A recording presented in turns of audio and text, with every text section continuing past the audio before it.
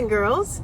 In honor of Earth Day, I'm going to be reading to you one of my all-time favorite Dr. Seuss stories, The Lorax. And I even have a little stuffed Lorax here with me, as he will be listening to the story along with you.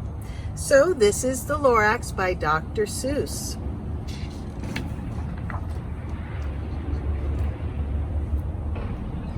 At the far end of town, where the grickle grass grows, and the wind smells slow and sour when it blows, and no birds ever sing excepting old crows, in the street of the lifted Lorax.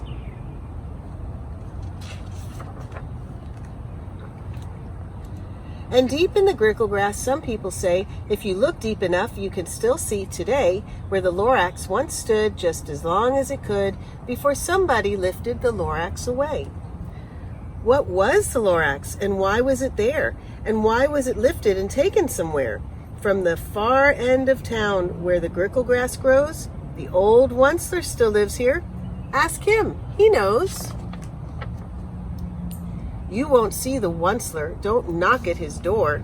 He stays in his lurkum on top of his store. He lurks in his lurkum, cold under the roof, where he makes his own clothes out of muffled moof. And on special dark midnights in August, he peeks out of the shutters, and sometimes he speaks and tells how the Lorax was lifted away. He'll tell you, perhaps, if you're willing to pay. On the end of a rope, he lets down a tin pail, and you have to toss in 15 cents and a nail, and the shell of a great-great-great-grandfather snail.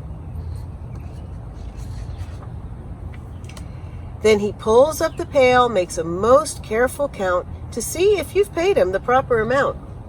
Then he hides what you paid him away in his snub, his secret strange hole in his groovyless glove. Then he grunts, I will call you by whisper-ma-phone, for the secrets I tell are for your ears alone. Slup. Down slups the whisper-ma-phone to your ear, and the old Onceler's whispers are not very clear, since they have to come down through a snurgly hose, as he sounds as if he had smallish bees up his nose. Now I'll tell you, he says, with his teeth sounding gray, how the Lorax got lifted and taken away. It all started way back, such a long, long time back. Way back in the days when the grass was still green, and the pond was still wet, and the clouds were still clean, and the song of the swammy swans rang out in space, one morning I came to this glorious place, and I first saw the trees, the truffula trees, the bright-colored tufts of the truffula trees, mile after mile in the fresh morning breeze. And under the trees I saw brown barbaloots, frisking about in their barbaloot suits, as they played in the shade and ate truffula fruits. From the ripulous pond came the comfortable sound of the humming fish humming while splashing around.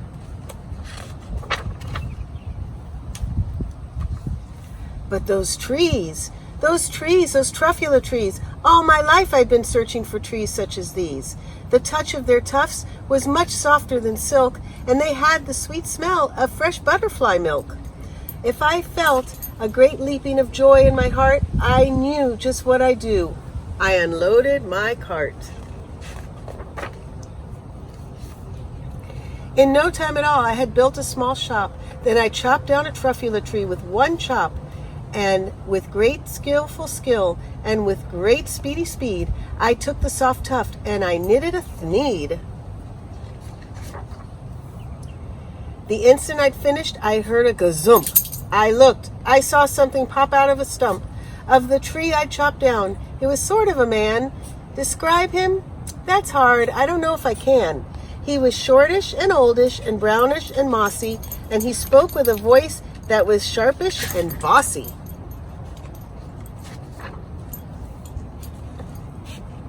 Mister, he said with a sawdusty sneeze, I am the Lorax. I speak for the trees.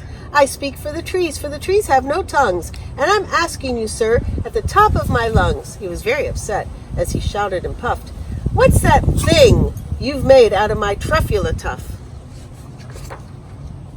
Look, Lorax, I said, there's no cause for alarm. I chopped just one tree. I'm doing no harm. I'm being quite useful. This thing is a thneed. A thneeds finds something that all people need. It's a shirt, it's a sock, it's a glove, it's a hat, but it has other uses. Yes, far beyond that. You can use it for carpets, for pillows, for sheets, or curtains or covers for bicycle seats. The Lorax said, Sir, you are crazy with greed. There is no one on earth who would buy that fool thneed.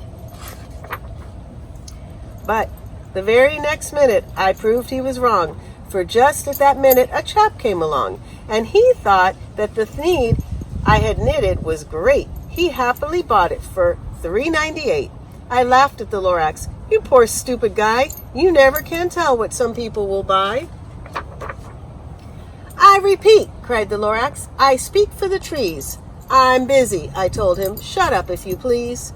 I rushed across the room and in no time at all built a radio phone. I put in a quick call. I called all my brothers and uncles and aunts and I said, listen here, here's a wonderful chance for the whole Onceler family to get mighty rich. Get over here fast. Take the road to North Nitch. Turn left at Weehawken, sharp right at South Stitch. And in no time at all, in the factory I built, the whole Onceler family was working full tilt. We were all knitting thneeds, just as busy as bees, to the sound of the chopping of truffula trees.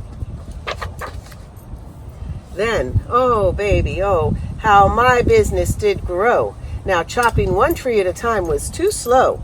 So I quickly invented my super axe hacket, which whacked off 4 truffula trees at one smacket. We were making thneeds 4 times as fast as before, and that Lorax, he didn't show up anymore. But the next week, he knocked on my new office door. He snapped, I'm the Lorax who speaks for the trees, which you seem to be chopping as fast as you please. But I'm also in charge of the brown barbaloots who played in the shade in their barbaloot suits and happily lived eating truffula fruits. Now, thanks to your hacking my trees to the ground, there's not enough truffula fruit to go round. And my poor barbaloots are all getting the crummies because they have gas and no food in their tummies. They loved living here, but I can't let them stay. They'll have to find food, and I hope that they may. Good luck, boys, he cried, and he sent them away. I, the Onceler, felt sad as I watched them all go, but business is business, and business must grow, regardless of crummies and tummies, you know. I meant no harm, I most truly did not, but I had to grow bigger, so bigger I got. I biggered my factory, I biggered my roads, I biggered my wagons, I biggered the loads of the thneeds I shipped out. I was shipping them forth to the south, to the east, to the west, to the north. I went right on biggering, selling more thneeds, and I biggered my money, which everyone needs. Then again, he came back. I was fixing some pipes when that old nuisance Lorax came back with more gripes. I am the Lorax. He coughed and he whiffed. He sneezed and he snuffled. He snargled. He sniffed. Onceler, he cried with a croculous croak. Onceler, you're making such smogulous smoke. My poor swami swams, why, they can't sing a note. No one can sing who has smog in his throat. And so, said the Lorax, please pardon my cough. They cannot live here, so I'm sending them off. Where will they go? I don't hopefully know. They may have to fly for a month or a year to escape from the smog you're smoggled up around here. What's more, snapped the Lorax, his dander was up, let me say a few words about gluppity-glup. Your machinery clogs on, day in and night, without stop, making gluppity-glup and schloppity-schlop. What do you do with this leftover goo? I'll show you, you dirty old Onceler man, you.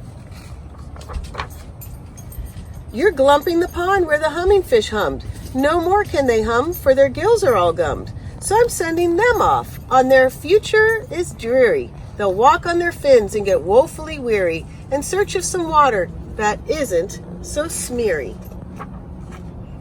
And then I got mad. I got terribly mad. I yelled at the Lorax, now listen here, Dad.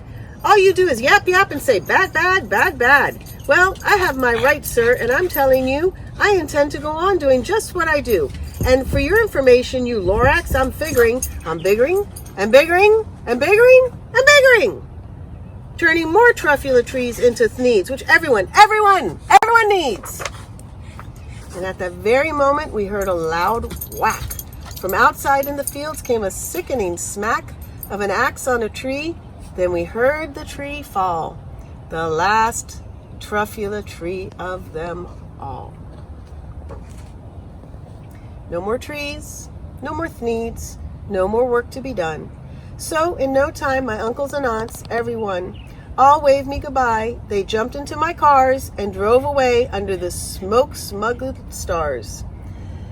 Now all that was left neath the bad-smelling sky was my big empty factory, the Lorax, and I. The Lorax said nothing, just gave me a glance. Just gave me a very sad backward glance as he lifted himself by the seat of his pants. And I'll never forget the grim look on his face when he hoisted himself and took leave of this place through a hole in the smog without leaving a trace. And all that the Lorax left here in this mess was a small pile of rocks with one word, unless. Whatever that means, well, I just couldn't guess.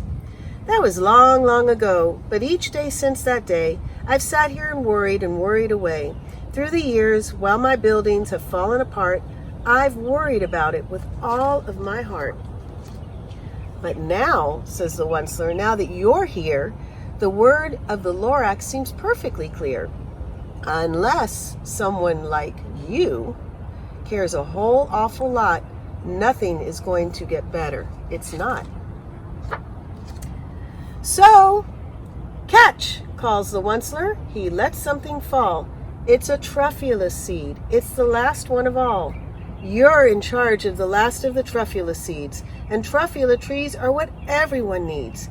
Plant a new truffula, treat it with care, give it clean water, and feed it with fresh air. Grow a forest, protect it from axes that hack. Then the Lorax and all of his friends may come back. So boys and girls, on this Earth Day, I want you to think about what you can do to help our Earth so that we don't have a bad environment. We want our plants and animals to live in a wonderful place because we are all dependent on them. So think about something that you can do on this Earth Day that will better our Earth. I hope you enjoyed our story. I'll be back next week with another story to share with you.